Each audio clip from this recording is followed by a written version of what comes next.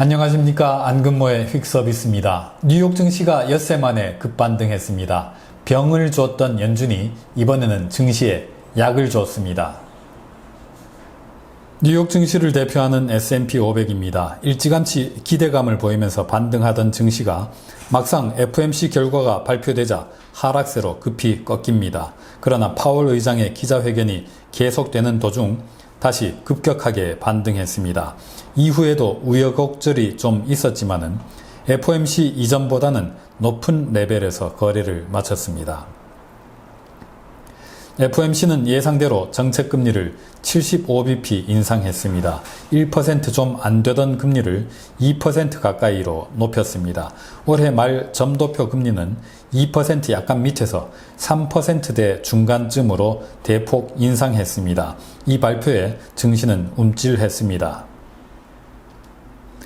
그러나 풀죽은 투자자들을 일으켜 세우는 데는 긴 말이 필요 없었습니다. 파월 의장은 기자회견에서 75bp 단위의 금리 인상이 앞으로 흔한 일이 될 거라고는 생각하지 않는다고 밝혔습니다.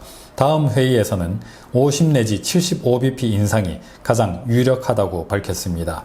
7월 FOMC에서는 긴축 강도가 낮춰질 가능성도 열어둔 것이죠. 연준 금리 정책 전망을 반영하는 미국채 2년물 수익률입니다. FOMC 성명서와 점도표 발표 직후에는 잠시 상승세로 급반전하기도 했습니다. 그러나 파월 의장 발언을 듣고는 곧장 자유낙하했습니다. 이날 하루 2년물 금리 낙폭은 24bp에 달했습니다. 연준이 올해 말까지 금리를 어느 정도 올릴지 선물 가격에 반영된 레벨입니다. 3.7%까지 솟구쳤던 시장의 예상이 3.5% 수준으로 되떨어졌습니다.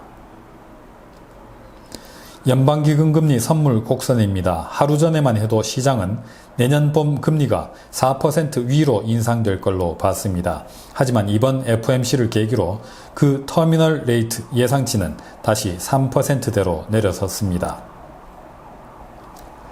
주요 10개국 통화들에 대한 미국 달러의 종합적인 가치, 블룸버그 달러 인덱스입니다. 잠시 요동을 거친 뒤에 급락세로 방향을 잡았습니다. 2년물 금리와 움직임이 똑같죠. 미국 국채시장의 기대 인플레이션 10년짜리 브레이크 이븐 레이트입니다. 비둘기적으로 해석된 FOMC 결과를 반영해서 껑충 뛰어 올랐습니다.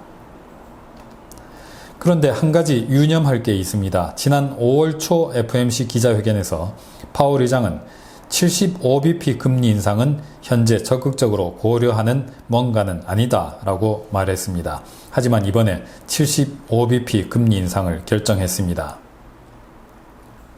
어쨌든 파월 연준은 강도를 대폭 높인 긴축 기조를 시장에 연착륙시켰습니다. 일단은 성공적입니다. 오늘은 여기서 마치겠습니다. 감사합니다.